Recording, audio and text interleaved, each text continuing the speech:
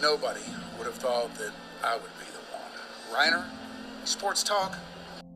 Baseball, baseball, baseball, baseball. Oh, with the big mic. Oh, okay. All right, yeah. Okay, now I get it. We had a lightning strike, boys. What happened over there, Grego? We had a little lightning strike right outside the window.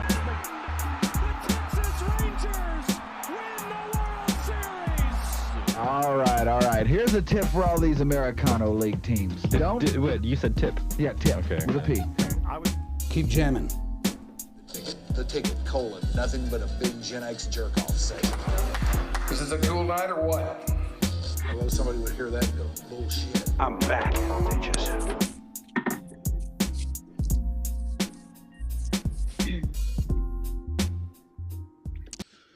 Well, I believe that means it's time for somebody to start talking, and usually when it's time for somebody to start talking, that somebody is me.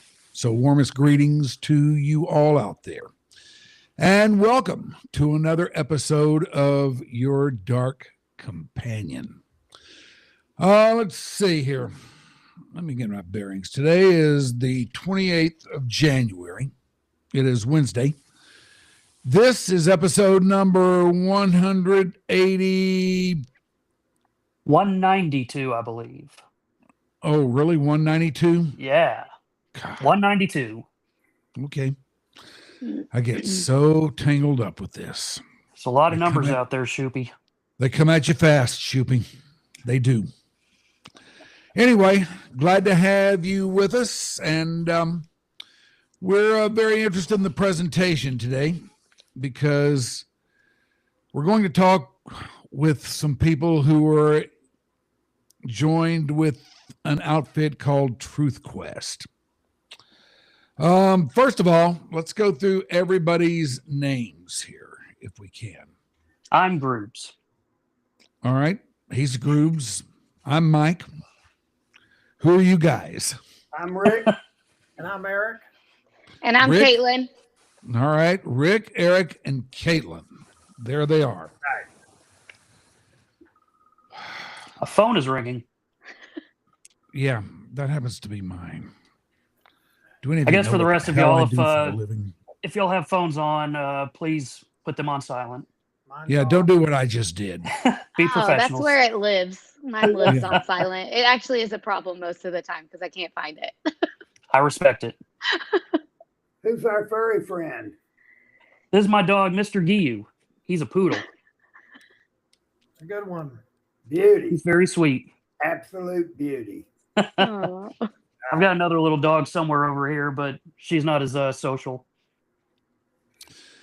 Well, you may be wondering, what are we doing with these people here today? Who are these people? What is their story? What makes them something that your dark companion would be interested in? Well, there are actually a lot of things, but those stories are probably best told by them rather than me. So, Rick, why don't we start with you? Tell us who you are, what you're doing, and what kind of story you've got to tell for us today. Well, I'm Rick Holden, and I am president of Behavioral Measures, and we're a company that for over 50 years has conducted polygraph examinations for law enforcement, attorneys, courts, judges, mostly what's about the realm that we work in. And we are involved heavily with the Innocence Project, and we teach a lot around the world. Eric has been, and he'll introduce himself in a moment. He is very prominent, and we have another son. I have another son. I guess Eric has one. You do, son. Speak up. Not that I know. That's how it is in their family. I have another son that was on a podcast with me several months ago, Mike. You might remember. Yes, I do. And that's Ryan Holden. And Ryan is a counterintelligence polygraph specialist with the Department of Defense and formerly with the CIA. And he'll be joining us as well. But he is, been asked to, and we've agreed to host and co-host a a new podcast called Truth Quest, as you introduced a moment ago, Mike. And we're going to be talking a lot about the issues of lying, deceit, and truth, and methods of dealing with that, discovering it, the critical importance of that, and the entire criminal justice system, starting with apprehension of someone, creating them as a suspect, them denying that guilt, perhaps, if that becomes the case, and then what happens after that. We're going to talk a lot about that. Eric's been in it, I guess, for over 20 years, I guess now. 23 years now. 22, 23 years. I've been conducting polygraph examinations, and we've been doing risk assessment for in April will be 53 years, and quite a long time. And Ryan's been in it about 15 years, starting with CI, as I said, and we're able to say that now. And now with the Department of Defense as a counterintelligence polygraph specialist consultant to the Department of Defense. So that's what we're looking to do, and we're excited about it. And we think we're going to bring information that people are interested in. I was told once, go out on the street corner and ask the next 100 people if they know who their congressmen are, their representatives, their senators, state or national, their mayors, council members, and most of them can't tell you. But you go out on the street corner and ask them if they know, I've ever heard about polygraph or lie detection. Every one of them has, and every one of them has an opinion. The problem we found, and Becca pointed it out, is that in a survey she did, nobody understands it at all. Some of it goes all the way from it's God's word to 20th century witchcraft. And we're going to straighten that out. We're going to talk about the reality of that and the critical importance of it to people who have suffered and have benefited by it one way or the other. That's what we're here for, and we thank you for having us. Well, it's a pleasure to have you on. This sounds like some good work that you're doing. Before we get into all that, I want to go through your background a little bit. Tell us what is in your past that got you pointed toward this road. You want me to start that? Yeah, sure. I started in 1966, actually, about 60 years ago, as a psychologist with the Texas Department of Corrections, or the prison system. Worked several years, both on the men's and women's prison units, and then my last couple of years on death row. And at that point, I was introduced to the polygraph testing process I knew nothing about. And so I went to the polygraph school, which was the Texas A&M at the time, got certified through a year internship, started into the practice in 1973, and have been very active in the field since, past president of the American Polygraph Association, as well as Texas. And we have quite a large operation, and we teach around the world. And it's been something that's been one of the most beneficial things that someone said, if you do something that you love and have a passion for, don't call it work. I've never worked a day in my life, and I can never remember being away from polygraph, sometimes 7 days a week, 300 days a year. So I always used to tell people that I don't have to go to work. I got to go to work. Absolutely, you do. And I feel the same way about it. And it's, I'll say one other thing. I was giving a lecture not long ago, and one of them, the Q&A, asked, do you still like doing polygraph today as well as you did 50 years ago when you started? And I said, let me answer it this way. If I were blessed enough to know my appointed time of death, there's three things I need to do first. One and foremost, I need to have some private time with God, hopefully to level the playing field, maybe square up my business just a bit. Number two, I want to see, feel, touch, hear every member of my family and my closest friends. And the last thing on this earth I want to do is run one more polygraph test. That answers that question. So it's been a delight, joy. That's dedication. That is dedication. I think we should run that last one on Mike. Eric? I started, I spent 5 years working in hospitals. Originally, I thought I was going to go to medical school. I was seriously considering that.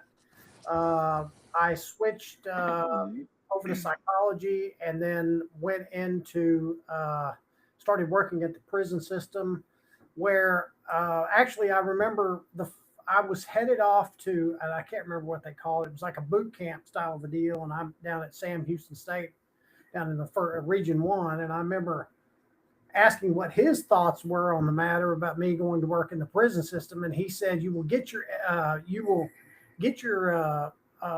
basic coursework out of the university, but you're going to get your education about psychopathic behavior in the prison system." And I think he was very correct, because I learned how people that operate that way, and I still use it every day. I had to the other day. You learn the ins and outs and how the prison system operates and how it feels. And there's always two sets of rules in the prison system. There are the official state rules that you have, and then underneath it, you have rules that convicts live by. And once you understand how they think, how they operate, it gives you a complete dynamic when you're doing our job. And then after I finished up with that, his then business partner asked me, he said, "Have you ever thought about polygraph school?" And I said, "No." And I think he wanted to keep hands off, was what the effect was. So I said, "Well, I guess we could do that." So anyways, I ended up in Illinois somewhere under a man by the name of Dr. Samuel Braddock, who was, I later found out, and I didn't know this, he was not only a PhD in psychology, but he was special operations during the Vietnam War, which I found out was from another one of our guys that I worked with, who was retired Air Force OSI. And then we got into we started 2002, 2003, something like that. And we've been doing it ever since. I spent a period of time in the United Kingdom helping them get their their polygraph program off the ground. They were exploring it between 2010 and 15.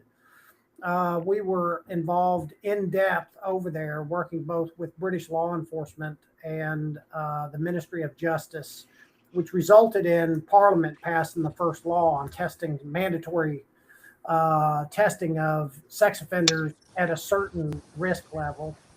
I returned back from that, and then we went I went up to Wisconsin, where we were working with what are called SVPs. They refer to them as sexually violent predators, which were people that were deemed so dangerous to the state of Wisconsin that once they were released from the institution, after their time was served, the courts deemed them so dangerous and such a high risk to reoffend that they institutionalized them under the department. It was a mental health institution called Sandridge Secure Treatment Center. And I learned a lot under Dr. Jason Smith while I was there. We'll probably bring him up during the podcast, a brilliant guy. Dr. David Thornton, and some others that I had the opportunity of working with up there. I ran that program up there for 5 years, and then it was time to come home. Now that I'm back, I deal with defense lawyers. Primarily the work that I do with defense lawyers is mainly child pornography cases and cases dealing with computer crimes, things like that. Yeah. I've had my hands in some tech stuff for quite some time, so I'm pretty good at culling out the issues and things that need to be done there. He struggled with them on the computer realm. Eric introduced me that I didn't know on an iPhone you can actually check email till about 3 months ago. And I'll tell you one other quick thing for fun about him. He was with some of his tech buddies at a club one night, and he said, "Dan, when you get off, why don't you come join us? They'd like to meet you. They've heard something about you and so on." And I said, "Hey, that'd be fun." So I told my wife, and I said, "I'm going to bring her late. I'm going to go visit Eric with some of his buddies. We get over there. We're having a nice time doing a little introductory chat. How you doing? Good to meet you. I've heard a lot about you too. Talk to me. Da-da-da-da-da." And Eric popped up and said, "Hey guys, my dad still uses AOL." They all laughed. They laughed. I got up and walked out and said, "Guys, I've enjoyed meeting you, but I'll check y'all later because I do know where that blue triangle is, and I know how to get to email. Other than that, everything we do is computerization, and now I, of course, am immersed in that in the work that we do. But outside of that, to be quite honest with you, Mike, when I was asked, and Ryan and I were asked to come on your show, your podcast the first time, I asked Becca Moore, "What is a podcast?" I didn't know. So I'm coming of age in a lot of now. We've got so much experience to share with the world that wants to know about innocence testing and guilt and innocence in our criminal justice system and all those things that we're going to talk about it ad nauseum and this worldwide phenomena about polygraph that most people have no idea about. Well, if I can make you feel any better about or any more comfortable about coming on this show or coming on our podcast, I was an AOL user for many, many years, and I still have a live AOL account. Now, I don't ever use it, but it's still there, and I have no intention of cutting it loose. Mike, you just made me feel very, very good. That's why everybody and all your audience love you. You know, yeah, that's me. I'm Mr. Feelgood. Now, Katie, Sure are you is. involved in all this? I am. If it makes y'all feel better, I'm 34 and I have 2 AOL accounts. So Nice. All right. This is AOL City here. Got him on Outlook. So we're heading in the right direction. And I was very excited. One of the subjects that I think that we're going to end up talking about later is where are we going with lie detection and the use of artificial intelligence. I'm probably going to broach that quite a bit. I think I was talking the team about that. And I remember I had an epiphany about some things about the use of artificial intelligence and where it's going with, and I'm going to talk about a little bit later about let's say just in lie detection in general. And I was very excited about this concept at the office, and I was talking to him about it, and he was like a deer in headlights, and it wasn't registering with him. And I said, "We're on the precipice of something very exciting here, da da da." And he's kind of looking at me like, what are you talking about? And I thought everybody had trying to figure this artificial intelligence stuff out, but apparently he was stuck in AOL somewhere. Mike, I'm like you now. I have Outlook, but I still have an active AOL account, and I do not plan to get rid of it if for nothing else, for historical purposes. Yeah, exactly. Let's get into a little bit more about the polygraph itself. Now, I've never been polygraphed, so this is all new territory and new turf to me. And my use of the terminology may not be spot on, but that's okay. I run across something like that every day in life, it seems. But I've always heard from some that there was a time when polygraphs were thought of as some kind of junk science. Junk science is a term that I've heard thrown around by them. Why was that? Why did they think of them that way? Do you know when I'll tell you in very brief, and we're going to talk a good deal about this perhaps. I think it's a topic of interest, but the first attempt to get a polygraph into a federal court in a major felony homicide case was 104 years ago in 1921. And in 1923, the Court of Criminal Appeals in that area, Ohio, rendered an opinion called the Fry Standard. And that standard said polygraph's not reliable. It is not generally accepted in the aspects of the scientific community to which it belongs. And because of that, it cannot be considered a scientific test. Thus, polygraph is considered not reliable for admissibility. That precedent held for over 80 years. And in that time frame, rumors began to evolve throughout the country, throughout the world, the polygraph's not reliable. And you know what happens when rumors take over. So many of the courts now are having to fight the rumor mill about that general concept when the scientific community is saying just the opposite. So we're going to try to mesh those two together, but that's really why it was rendered that way. It was because it was, in fact, junk science for a long time. And I'm not saying it's not to some degree now, but there are tests that even the National Academy of Sciences have said are highly accurate and way into the 90s. So it really depends on now. We know it depends on the competence of the examiner, the method of procedure, and the application of very tight rules about testing and how those rules are being applied and the data evaluated. That's where the errors comes in.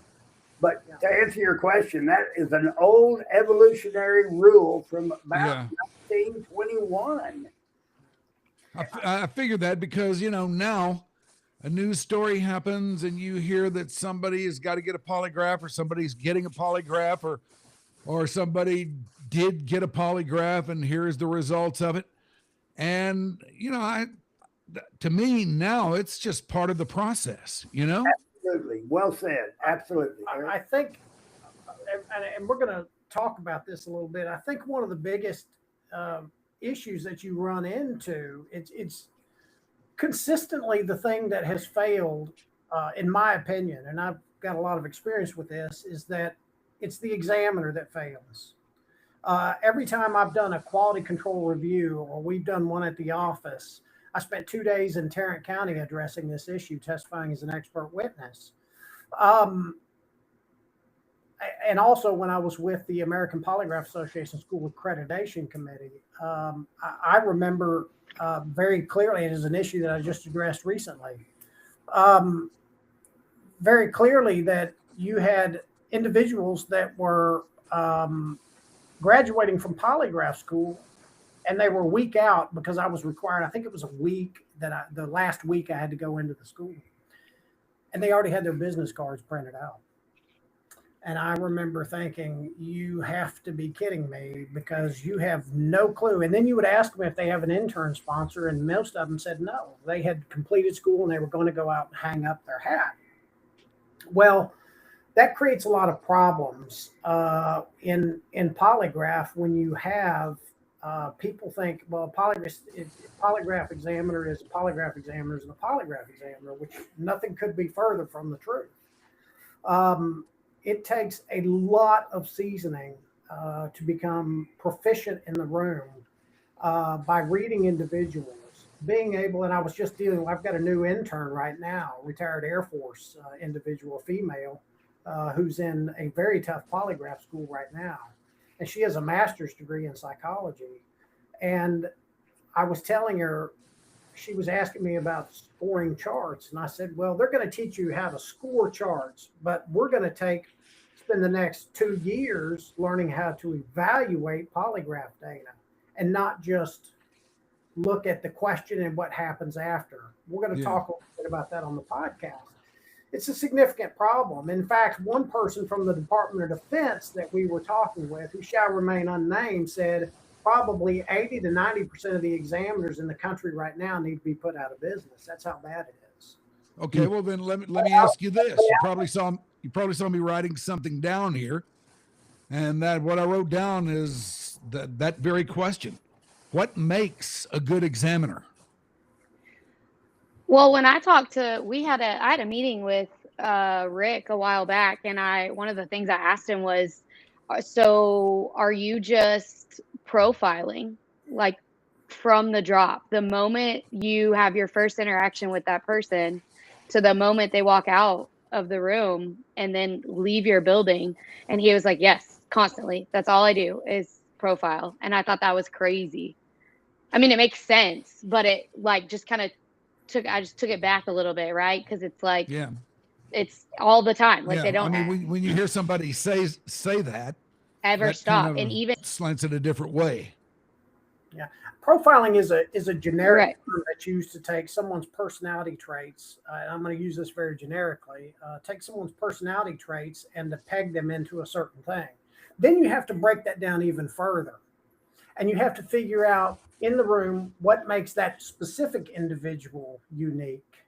So they may fit a certain characteristic and trait, but but each individual is going to have specific, for example, physical leakage of what we call in the community, a physical leakage of cues before they're about to confess. And every single one of them is going to give up a little bit something different.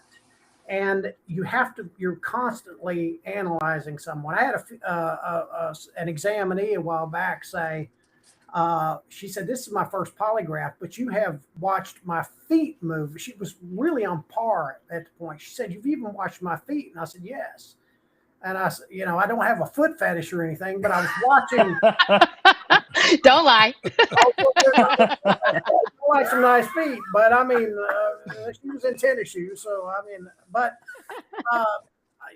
there's little cues that you get. And it's what I call microseconds, and things can pass by you if you're not on point.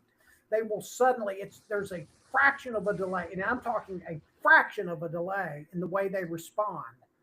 And that takes certain things to get them to do that.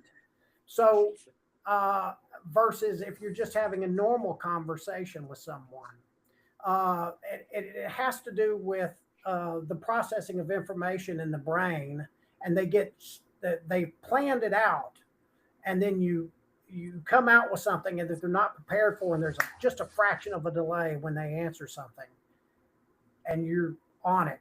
We'll show some videos of that very thing, and you'll see how it kind of works. But let me say this to you, if I might, just 1 second, son. Polygraph actually is technically classified in the scientific community as the applied field of psychophysiology. Psychophysiology is not the same thing as physiological psychology. Let me back up. I don't want to get that much in the weeds.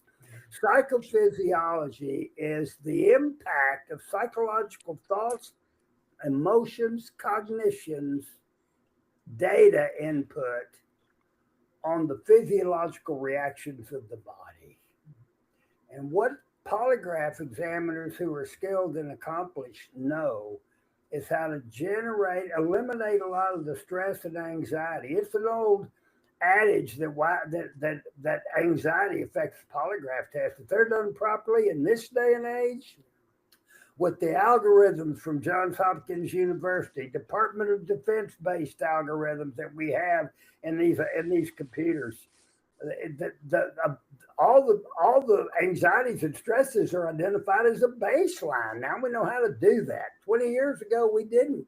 And going back when I first started, there was a lot of but that's gone. But the other thing is that there's a huge difference that the American people, for the most part, don't. In fact, people around the world don't understand. There's a big difference between the technology and the science that now goes with polygraph testing and the application of that by examiners in a lot of cases. And that's where the problems come in. I think when we were talking just briefly about, I know there's been just a fraction of a hair of information coming out from the American Polygraph Association about the induction of artificial intelligence into the background. I suspect there's not a lot of information out there, but I think what that's going to do is not overall increase the accuracy from a scientific standpoint. What it's going to do is it's going to assist the examiner, much like a tool, saying, I don't think that's a good question, or I don't think you ought to mix this with this, that somebody with seasoning would already know. I remember years ago when I was working in a hospital in San Francisco, and I had there was a medical rep that was in the operating room, and this was when computers, this is early 90s. This is when computers they were just starting to do some things with computers and such. And we had a very old seasoned cardiothoracic surgeon who was probably in his 80s, very seasoned.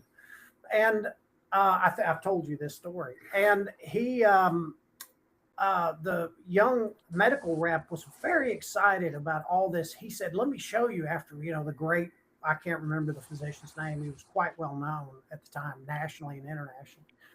And he came in and he said, "Oh, after the surgery, he said, let me show you all the things that this machine and can tell you and da da da." And he was going through, well, if you press this button, it shows you this, and it'll show you this if you do this, this, and this. And I remember that very seasoned cardiothoracic surgeon being very unimpressed. And he looked at it and he said, you didn't tell me anything I couldn't tell by looking at that patient. So I think the same thing is going to happen with artificial intelligence. It's going to help in the background, and it may be able to give you some more precise things maybe you don't think about, but I don't think it's going to take our place necessarily. I'm in the, as we've said, I can tell you from half the people that I've interviewed, we're not in the intelligence business. We're in the emotion business in a lot of ways. Yeah. It feels kind of like what the transition of sports the last couple decades of, used to be all scouts and going by feel and what you saw, the eyeball test, with baseball especially.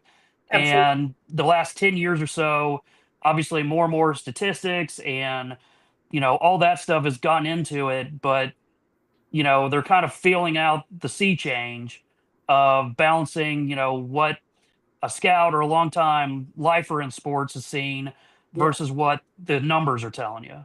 Absolutely. And I think over across the board, any introduction of artificial intelligence, when it comes, but now there's another category, what I call disruptive technologies, which are unknown at this point. I think it's going to have to meet several criteria in order to rise to that level. One of them being that it has to be small enough to be portable. It needs to be internet independent. In other words, an onboard artificial intelligence. If you're in the mountains of Afghanistan and you have to do something and you have no internet connection, it's going to have to, which they were doing a lot of in Iraq and things like that. It's going to have to be, it can't be cost prohibitive. There's a number of things that have to be overcome for that to take place that I just have never seen any technology to this point. We've had a lot of competitors come into the field and they have kind of broken themselves upon the old stalwart. And there's been a reason for that. There's no other application of a technology. It's been pretty well established by people that had a great interest, including the scientific community. There's nothing else like a polygraph test. There's nothing that can get close to a polygraph test where, we have to separate out the old sixth sense. If the examiner allows his gut level sixth sense to form that opinion, it's going to be wrong 50% of the time. Yeah. What he's got to do is separate that from what the data says. One of the best pieces of advice I ever learned when I was at A&M in the polygraph training program back in 1973 was they said, no matter what occurs, no matter what bias happens, what you believe, what you see, you always go with the data. The question is, do you know how to read it? And that's what takes a lot of years. Yeah. You can't step off the boat with a 10-week school education, maybe not even a college degree, and step off the boat and hang out your shingle. Eric told our intern, he's supervising her, you are looking at 1 to 2 years of basic internship training and then 2 to 3 more years before you're going to feel you can handle any situation that comes up. That's what it takes. And most people don't have it. Most people don't even want it. They want to step out and start ringing the bell. Yeah. That's the problem. And it's reflected on polygraph as an industry. That's similar to whenever I was a teacher for 10 years and, you go to school and you go through all these education classes and this is what you do in a perfect world. And this is how you teach the sweet, beautiful babies. And they're all going to be so great. And everyone's going to smile at you and nod their head and learn all these things. And you're going to empower the next generation of this world. And it's so great. And then you get in that classroom and you're like, what have I done? This is horrible. best charts in polygraph school, ones that are, oh, I can figure this out, and the person's doing what they're supposed to be doing and all this stuff. And then you get out in the real world, it's like a police officer. They're going to show you ideal situations, if he does this, and and I'm not a police officer, so I'm kind of speculating at how they do it. But you get out there, there's instances which they don't teach you about. What do you do? And that takes seasoning, and it takes a lot of seasoning. And that's the reason, one of the things that we say, and I always tell defense lawyers in general, prosecutors and defense lawyers, I tell them, don't ask that individual how many years he's been doing polygraph, because he may conduct 4 a year. The issue is how many examinations has he conducted. My ex-partner, who is now retired, but he was a great Dallas police officer for over 25 years, one of the greatest interrogators and most celebrated interrogators in the history of the Dallas Police Department, Bill Parker. And he said, when somebody tells me they've been in polygraph for 20 years, my automatic question is, do you have 20 years experience or 1 year experience 20 times? That's the question. And a lot of them don't. But back to the technology, there's a difference. There is no difference. I mean, no exception to the fact that science and polygraph in the last 50 years has been so dramatically altered by computers, computer algorithms, the data collection ability, the ability to assess and evaluate.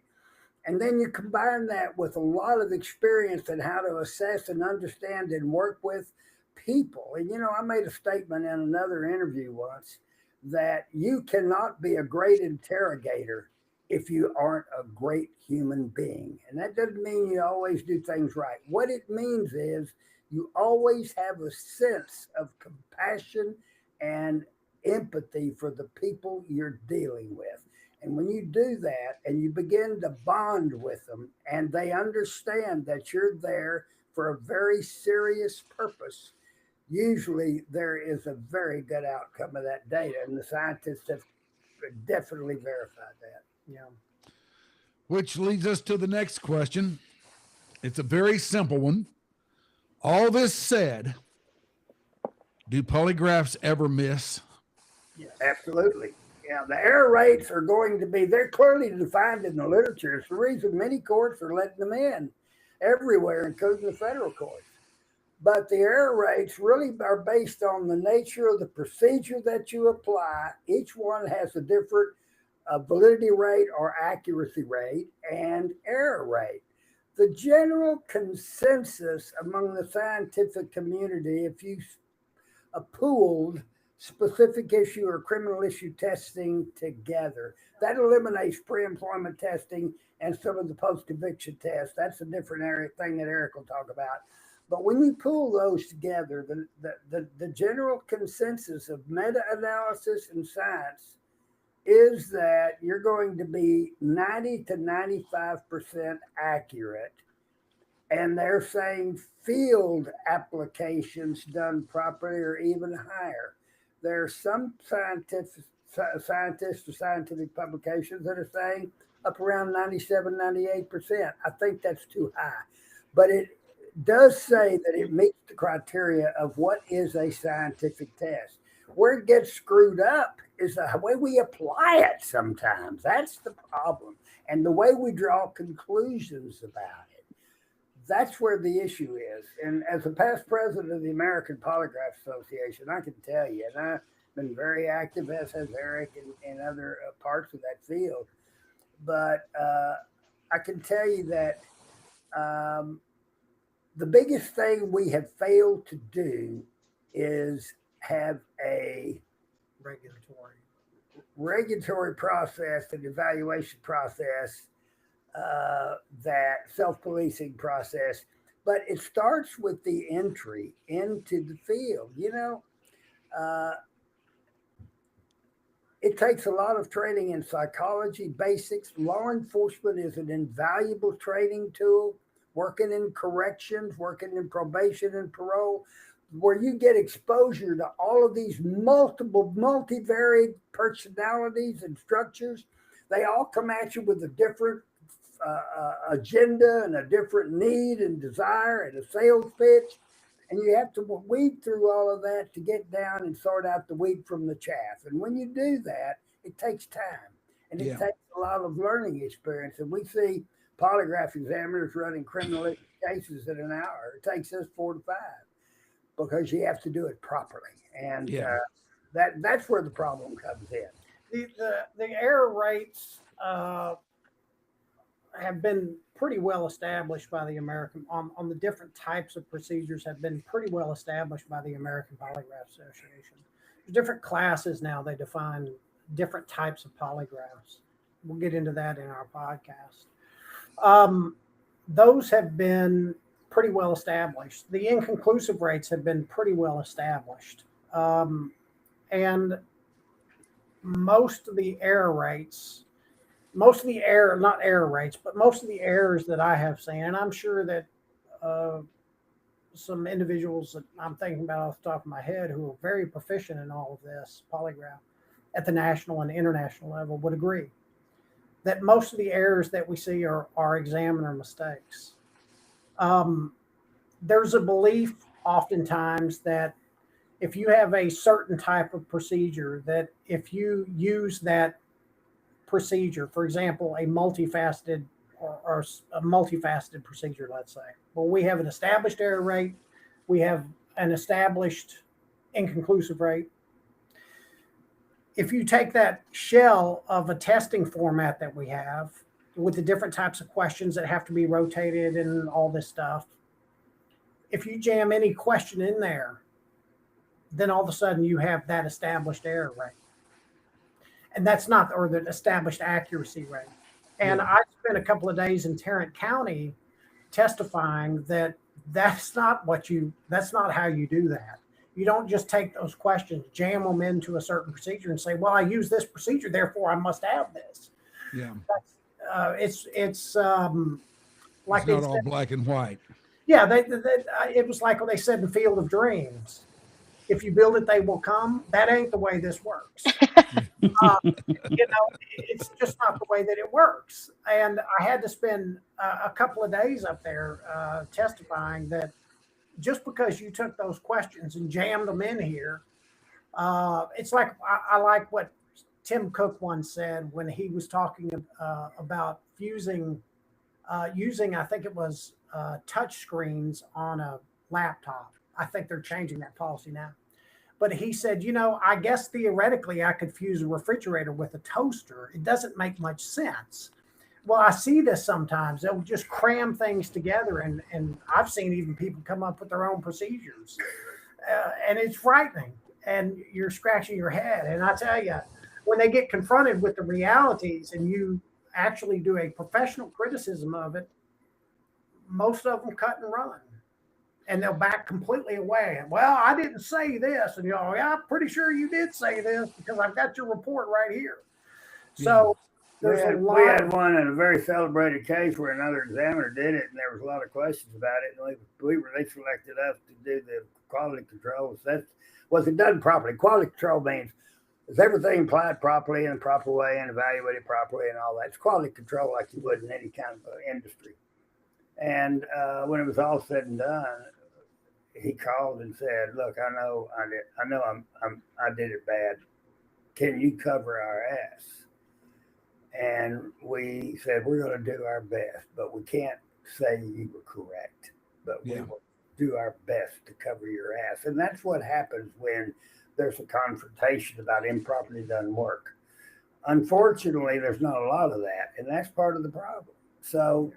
But you keep in mind, Mike, separate that notion from the beautiful technology and science that is there if you do it right. There's the key. And when I have my staff, I tell them, we got several examiners. Mistakes of the head and mistakes of the heart are totally different things. We got rid of an examiner not long ago for mistakes of the head. Mistake of the heart. Yeah, I've gotten rid of a lot of people for both. Mistake of the heart. Mistake of the head. Correct. Yeah. Mistake of the heart. You cannot. And are there certain types of cases or certain types of crimes where from the very start, from the very get-go, the evidence brought in by a polygraph is going to be looked at dubiously? Depends on the prosecutors. Normally, that's the key. We've always taught that if you don't have and enjoy the respect from the district attorneys, the United States attorneys, officers, and those attorneys, then you are never going to get really very far. One of the things we teach young examiners coming into the field is that for you to be highly regarded and respected, you should work diligently every day to have respect for your ethics and integrity by the district attorney's offices, by the United States Attorney's Office, by the criminal bar, the defense bar, by the law enforcement agencies. And if you want to know if an examiner knows their stuff and they're really ethical and professional and competent, if they're respected by prosecutors, if they're respected by defense lawyers, and they're respected by courts and the law enforcement agencies, they've done their job. I had an early training with the man that had a big impact on my life early in my career that said, you get up on a fence post, son, and don't you ever get off of it until you see which side the data lands on. Not your gut, not your feel, but the data. And the other thing I was taught that impacted my life was my very first polygraph test was for a very prominent lawyer in Dallas, big firm. I knew who he was. And he called and said, I've heard about you coming into the field, and I've talked to a few people about you. I'd like you to run this test. I've got a client I'm pretty sure is telling the truth. I've got everything ready to go. They're going to dismiss the case as soon as they get the polygraph test, and I need you to run it. My very first polygraph test, 1974. And I was uptight, but I put him through the mill, spent about 3.5, 4 hours with him, and everything I had said he was lying. Deception on every aspect of it. I was so scared and so nervous about my career being over here in a few minutes when I tell this man, because he's a past president of every criminal bar association known to man. He is extremely prominent. When he puts the word out, he was a defense lawyer for Jack Ruby. A defense lawyer for Jack Ruby. And when he puts the word out, this guy Holden doesn't know what he's doing, man. I'm telling you, my career's over before it starts. So I was so nervous and scared. It took me an hour to work up the guts to get him on the phone. And finally, I said, I got to do it. So I picked it up. His name was Phil Burleson. Burleson, Payton, Gibson, big law firm. And I said, Phil, I don't expect you to ever call me back. I don't expect you to use me again. I accept that because, Phil, I got to tell you, I think your client's lying. There was this silence on the other end of the phone. He chuckled a little bit. He said, Rick, I know the son of a bitch is lying. I want to know if you could tell he was lying. And let me tell you something, son. He said, the day I will never call you again, and you can expect that I'll never call you again, is the day I ever believe that you're calling me and telling me what you think I want to hear and not what your professional gut and reputation and ethics tells you is the truth. That's the day I'll never call you. Well done, son. It impacted my career. So we have those moments, but if you jump into this field and you don't have those opportunities and you're not working with people who have been through all of that and who know what it takes to protect your reputation and the integrity of the individual you're testing, you've lost your way. And we don't tolerate it. I think if I go back to your original question, and I always I think a good lawyer, his job is to look at every piece of evidence dubiously. Because without doing that, he's not doing his job. I had a defense lawyer out of Collin County tell me one time, and I was complaining that somebody I worked with outside of polygraph in another profession had issues with defense lawyers and us working with defense lawyers, you know what I'm talking about. And he said, let me tell you what my job is as a defense lawyer. He said, people don't, they look at us incorrectly. My job is not to try to get that client off. My job is to make sure that the prosecution has done everything correctly and that the police did everything correctly. And if the police does everything correctly and the prosecution does, and they follow the law and they do what they're supposed to do, 99% of the time my client's going to prison if they do it. If they don't, then my client's walking. So my job is to make sure that they do their job. It's not to get my client off the hook. And I had never thought of that before. And I thought that was a brilliant statement. And it really, really reshaped the way that, and I'll tell you, the biggest users, individuals that use polygraph that I've ever seen were defense lawyers. They're also the same ones that are trying to keep it out of court. What does that tell you? Yeah. So, you know, I had a, you know, there's on occasion, I know you've had it. I had a client, defense lawyer, called me on a case regarding a young man who was potentially headed to medical school. There was some question whether or not he was the one downloading some indecent imagery, if you know what I mean. And he explained what the case was. And he said, one more thing before I get you off the horn. I said, yeah. He said, don't come out of that room without a confession if he fails that test, because I need him to confess to this deal, because I got to know where to go with this deal. I said, yes, sir. Well, I was fortunate. I was able to get the confession out of him, and he admitted to the whole thing. And he had been doing it for quite some time. So there's a lot of reasons why defense lawyers, you know, we've joked about this, you know, they'll be like, oh, I don't want that stuff, that old junk science in court, this, that, and the other. And then the next week they're in your office saying, I need a polygraph on my guy. And you're like, all right, well, you know, and it's the way the game works. And I'm not saying game, it's not a game, it's a real life deal, but it's just the way the system is. It's also one of the fastest growing forensic fields in the world. And that's occurring when I was president of the American Polygraph Association, 93, 94, two years, 2 terms. I think there were 50 in Asia, somewhere in the international. We have a bunch of international divisions, and I think there were 50. But I remember that some of those countries, Russia in particular, was talking about wanting to have thousands of polygraph examiners by the year 2020.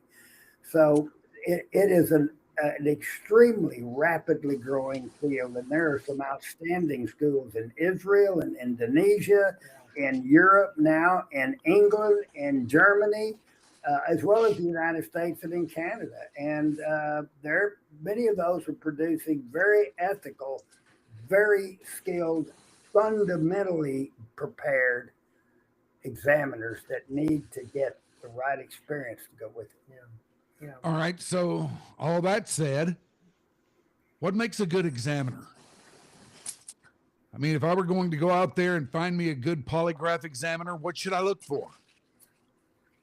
Well, first of all, I think, some qualifications. If they've been through the wicket sufficiently to have a minimum of a bachelor's degree in a recognized university, if they have studied human behavior courses for a second. And I think that some field experience, it's not required, but it sure is important.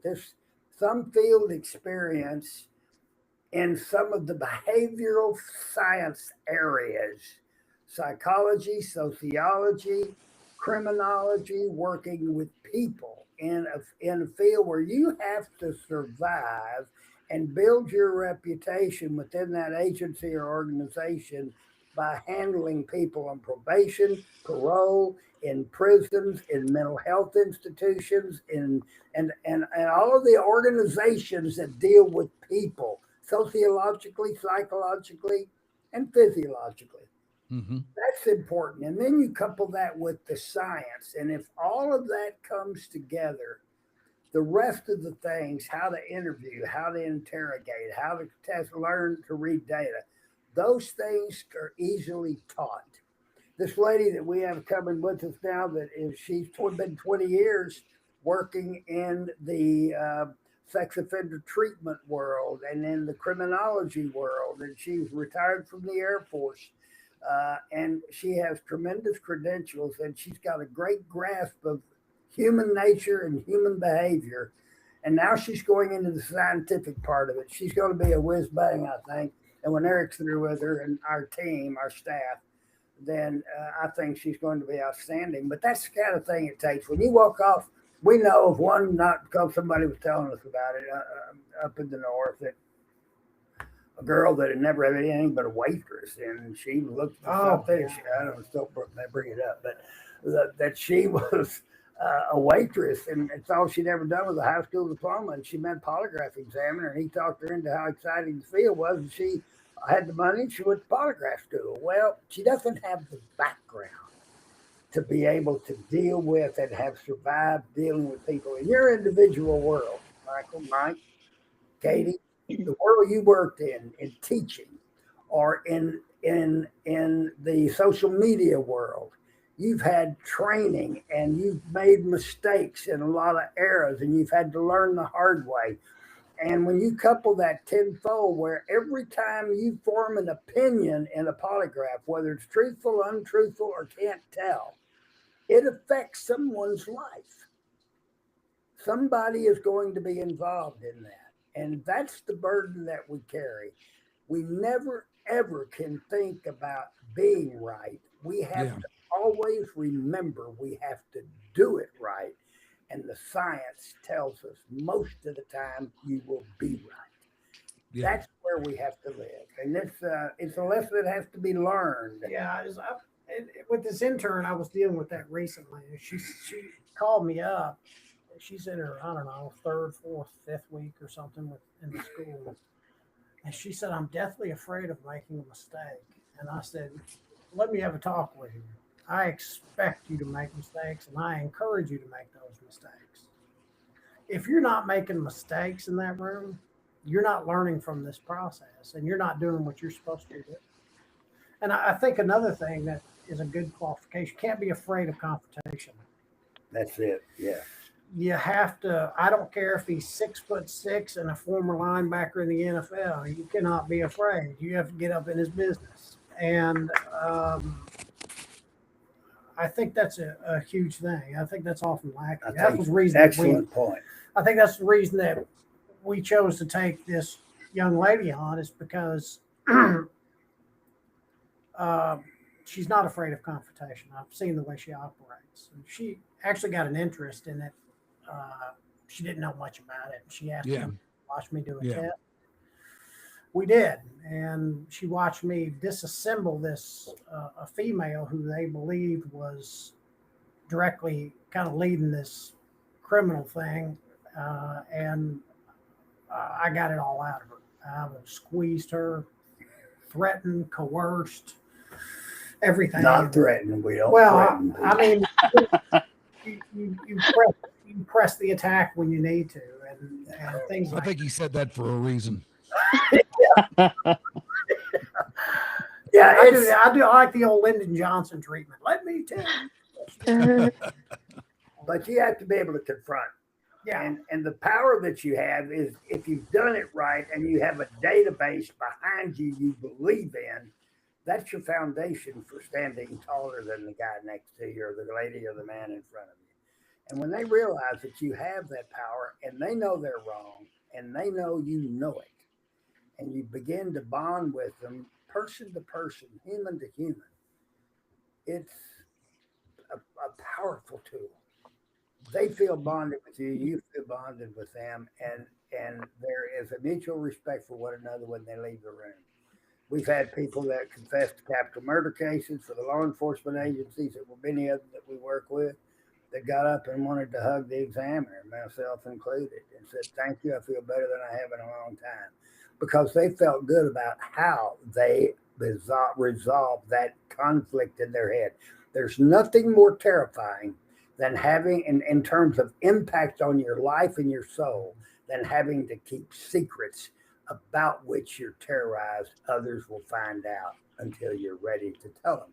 We provide them that opportunity. Hey, the truth will set you free. Well, that's true. Sometimes it puts you in prison, but whatever. Maybe not in prison terms, but consciously good for you. Yeah. All right. Now, Caitlin, we've been talking to the Holdens for about an hour and haven't really heard much from you. And I think our viewers would like to know what your role in the show is, what your background is. We only have probably a few minutes left, but just wanted to make sure we learned a little bit about you before it got too far from us. Yeah, you're good. My name's Caitlin. I was a teacher for 10 years. I went to school for obviously education. My degree, my major was in fine arts. So I was actually a theater director at a middle school for 8 years. And I am married and I have 3 babies. And well, they're not really babies anymore. I guess they'll always be my babies. I do have 1 baby. She's 2. That counts as a baby. But yeah, so I'm here to facilitate and ask all the questions and not necessarily dumb it down for, those of us who don't have like a super strong background in calligraphy or polygraphing, but I have a pretty strong love for true crime. Love a good true crime podcast and a good book, right? So my role is just to, when Rick and Eric get all brainy on me and they start using all these terms and all this philosophy and quoting all these people, and us regular folk are like, I don't know what you're talking about. I don't know what that you're means. the one who brings it back to reality, huh? I am. I'm like, okay, pause, because no one knows what you're talking about. Well, if you've enjoyed all this here today, these guys are going to have a podcast. They're going to join us on the Sunset Lounge, and I believe you're going to call it True Crime. Is that it? Truth Quest.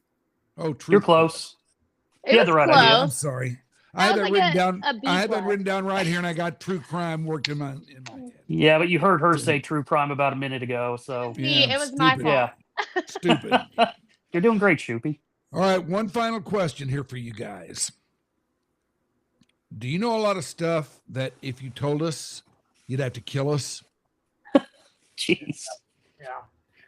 We've had a lot of celebrities come through our office that y'all don't know about. Mm. Been accused of some very naughty things. As I like to say, that we've got files in our office that TMZ would kill to have. And I'm going to leave it there on my end. Well, there are some that reporters are still making pretense calls to our office trying to get access to just find out if we did it. And they know we did. They just can't verify it. But we're going to talk a lot about that. We're going to talk about some celebrities. We may, as Katie says, dumb it down some, which we will. We've never violated a confidence. We're not going to start today. But we also have a lot of very high-level politicians and figures that our office has been blessed to deal with on a regular basis, as well as the thing that's most important to my heart, and that is to people that are in prisons or who have been in prisons who are exonerated under the Innocence Project, Mike Ware being the executive director of that program in the state of Texas. And when people find out about what's happened to these folks and how polygraph played a role in it, and then the Innocence Project and the investigations, what actually occurred that caused those wrongful convictions. And we've done a number of them, and I think one of them up to 37 years in prison before he was exonerated. And there are a lot of things we'll talk about, innocent people, and we're going to introduce them to you. And we're going to put them out here to talk about their own case, because we're pretty close to many of them, and we've dealt with them, and we have 2 or 3 that are on the hot seat now, and some in other places in the prisons we won't talk about. But it's going to be exciting to learn about these things. But along the way, we hope that people will learn what are those processes. One final thing I'll say, when when you look at our criminal justice system, it's probably the fairest and most unbiased and the most brilliant criminal justice process ever devised in any society. But it's still based on old British law, with your hand, raise your hand in the air, put your other hand on a religious text, and swear you tell the truth. Eyewitness testimony has been a major part of most of the exonerations on wrongful convictions, and polygraph has a part in telling whether people are telling the truth. And I said something on your show last time, I'll say it again.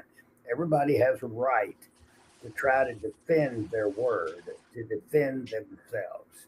And we play a minor role in that, but a role in that process in the entire spectrum of the criminal justice process. All right, look for Truth Quest over in the Sunset Lounge with Rick and Eric and Katie. Thank you guys for doing this today. It's been especially enlightening talking to you. We appreciate it. And it's pretty exciting with these guys now in the Stolen Water umbrella. We get access to all their files. That's right. It's pretty cool. Yes, we do. We do. Well, what you And if we have access, so do you. Hey. What you don't know about the ones that we burned. Bonfire. Every once in a while, you'll see a dumpster fire out behind our office. Usually us burning some evidence. No, and we have a huge closet under lock. Mike, thank you for having us. It's delightful again. It was the first time we were there, and to see y'all, Michael and Katie, it's been really enjoyable. We look forward to seeing you again, and we hope we get an opportunity to do this a lot, but we'll see. Same. Well, Thank you, Mike. I appreciate it. It was good having you guys on once again. We enjoyed it. And I know everybody out there did too. Now, if you like what we're doing here on Your Dark Companion, what we need you to do for us is get us out there. Share us. Put us out there on social media. Talk to your friends about it. Post about it. All that stuff. Get us out there, man. You get us out there, that means we last longer. What's wrong with that? All right. Thank you, Shoopy. And thank you guys from Truth Quest. We'll be looking forward to you guys getting things up and running. Bye, Mike. Thank you. Bye. Bye-bye. Bye, everyone.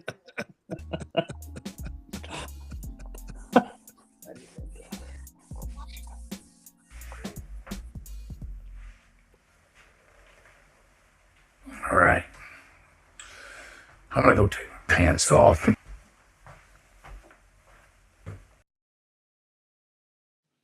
Your Dark Companion is a Stolen Water Media presentation.